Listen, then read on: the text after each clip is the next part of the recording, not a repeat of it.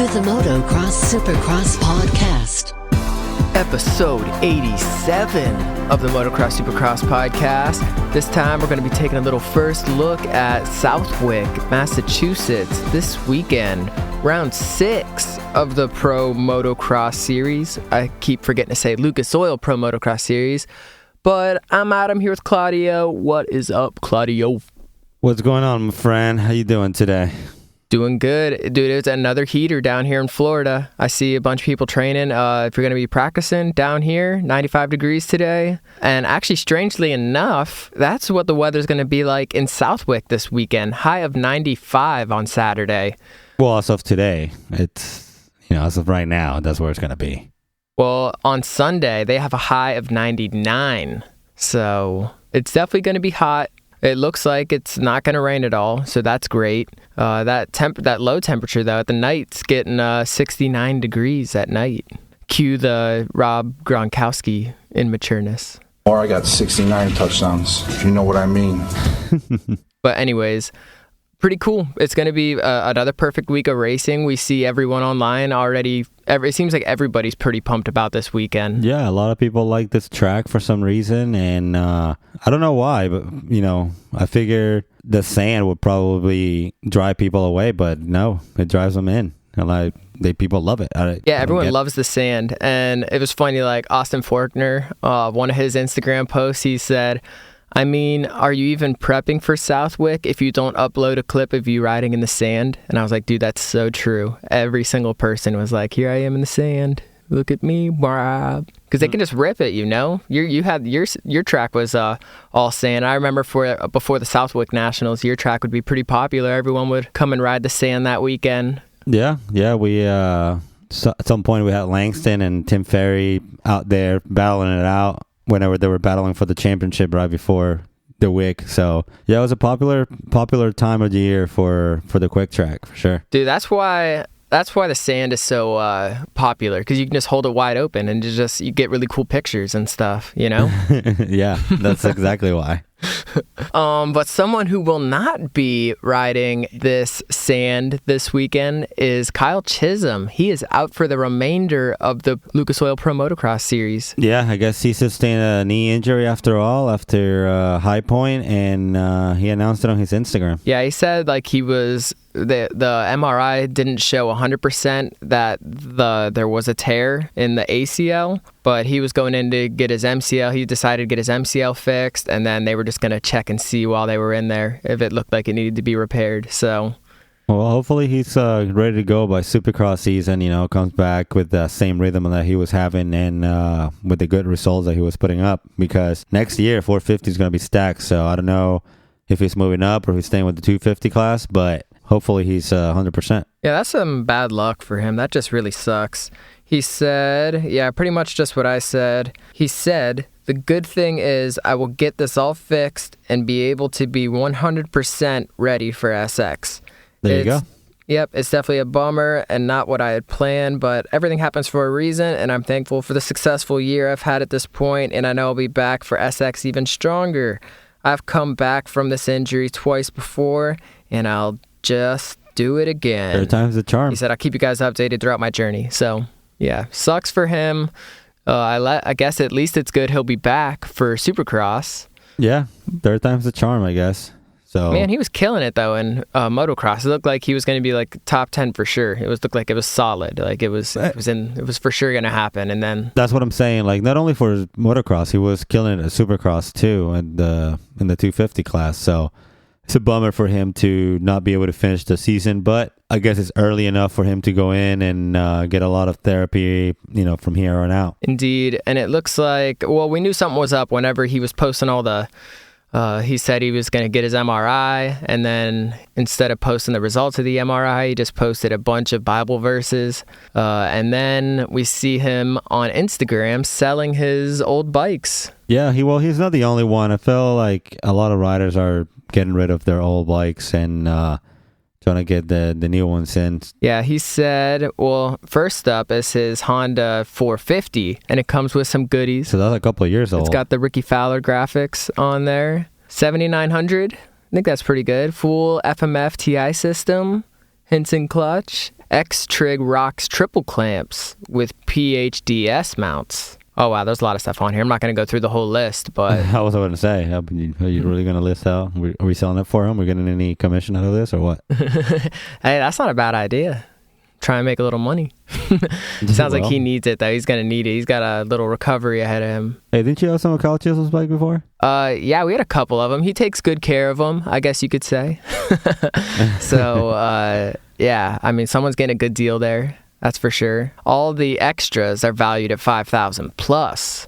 So, I mean, that's the way to do it. If you're going to buy a bike, just buy one that's already souped up, from someone like that.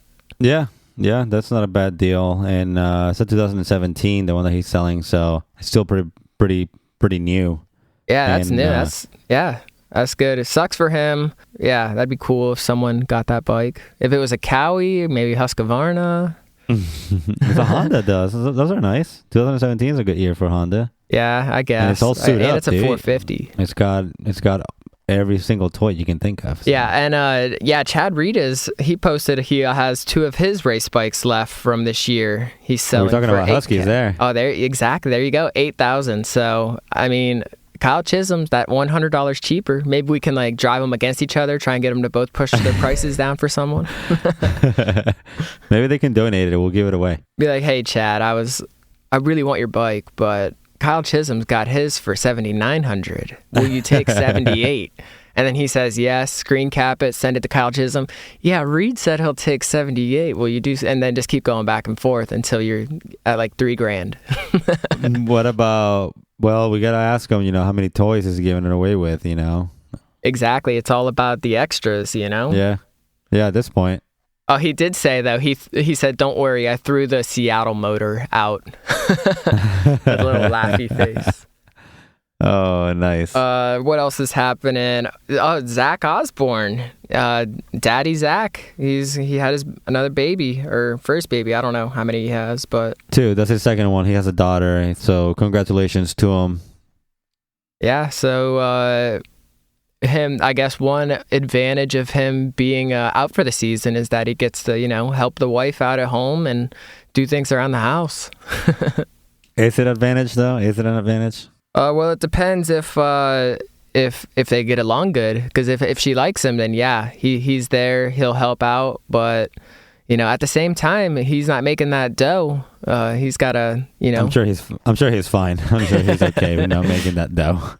Well, it's funny because I watch NFL a lot. Obviously, big football fan, and they're always saying on there they have these big contract negotiations oh, he wants $16 million a year, but they're only offering him $15 million a year. And they're always like, well, he's got to feed his family, it's like, it's $1 million extra. I mean, you're getting $15 million, really, what are you feeding these kids, I know, right? Are you buying them at a whole freaking supermarket or something? But, yeah, and I'm sure he's still getting paid even though he's not finishing the year.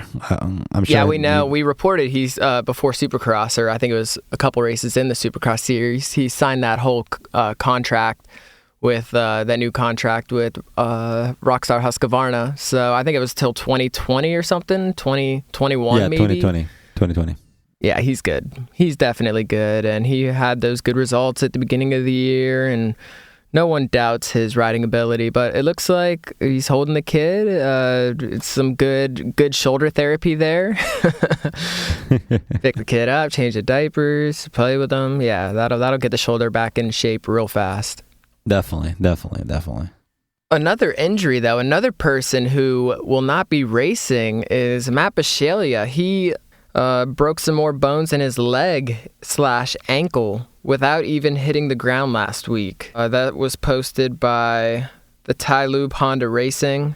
He said he was all set to make his pro motocross return at Muddy Creek, and then he got hurt again. So a lot of bad luck for Matt Bisceglia. He has been injured so much. He finds the worst times to get injured. It's always right after he comes back.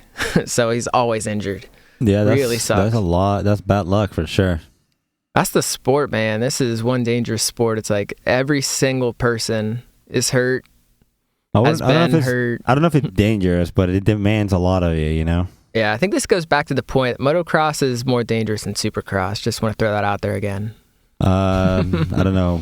We can go back to the poll if you want, but people definitely agree that Supercross is a lot more dangerous. So yeah. Subtly throughout the next couple weeks, I'll just keep dropping hints in there why it happens, and then we'll do another poll and see if we can change that. Because, I mean, we had Jeremy Martin's big injury and all these other injuries happening, and I don't know, people are just going so much faster whenever they crash. It's the worst, man. It's the worst. And yeah, I'm curious what happened to Bisceglia not even hitting the ground and breaking bones in his leg and ankle. So he was just levitating, and boom. He hit a bird or something in midair. Like, what happened? Maybe, yeah. And we're also only 3 weeks away from the X Games starting up. Jared McNeil, who we've talked about before, doing the step-up videos. Well, he's got another one where he's jumping about 40 feet over the pole this time. He's a freak, man. Here, you got to pull that video. You got to look at this video. I seen it. Yeah, it's crazy. He's a freak, man. Like I said, I'll bet anyone anything that he wins this. So if you want to make a bet, legally, this is all legal, of course. But let's bet. It's all going to donation. So it's all cash too, cash only. Cash or money orders. Yeah, we'll take money order or Bitcoin. That's it. Yeah, definitely take Bitcoin. Non-trackable currency, of course. One other thing that we didn't really talk about, but we can mention it right now, was the Mammoth motocross race. Everyone's talking, the amateurs, like a big amateur national, but a bunch of pros race it. A couple familiar names. Darren Durham won some classes on the 450 or 250, or was it the 450? Whatever it was. He was on a 4-stroke this time. We've seen him doing the 125 races. He won that one in High Point, and I think he got second in the other one or two. But he said, hop back on the 4-strokes to let him eat at Mammoth. And yeah, so he won a couple races there, and Martin Costello won too. So familiar face there. Good to see him still riding. Too bad it's not in the Pro Motocross series, but out there winning. So staying on top of his game. That's what you got to do whenever you just can't do it anymore. Got to go the amateur style. Amateur style. Yeah, there was a bunch of recognizable names though in that class. So it was almost like a mini pro race, mini whatever, Pro Motocross. Well, I don't know if there's anything else we want to add today. Next episode, we're definitely going to be making our picks and making maybe some predictions about what we think will go down at Southwick. But we did hit you with the weather. It's going to be a heater. Everyone's looking forward to it, ripping the sand. Who's got the fitness? Time will tell. But is there anything else that we should add to this short first look episode? Yeah, the sand's definitely going to make it challenging for Southwick, as you know, you can go wide open but literally not move at all. And then the heat's just going to make it much more worse. So I think it's going to be interesting to see. And I don't know. I'm really going to think about my picks for this weekend because I got to be very strategic since last week I screwed it up. Well, I will say Barsha and Faulkner both are feeling pretty good going into this weekend. Really love this track. They posted pictures in the sand. Yeah. So and they look fast. You know, when the sand is flying up behind them like that, you know they're going fast. Bogle's also posting some stuff with. Yep, Bogle. We'll talk a little bit about Bogle next episode, but I'm kind of reserved on Bogle right now because whenever he came back in Supercross, he didn't do as well as I thought he would. And I was thinking, like, putting a poll up, like, who's going to do better, Bogle or Webb? But I think the answer is 100% going to be Webb. Yeah, I think Webb's going to do a lot better as he is already good at this track anyways. So. But yeah, we will talk about that more next episode. Just want to thank everyone again for tuning in and downloading. Tell your friends. Follow us on Instagram at MXSX Podcast. And we'll see you next time. Peace.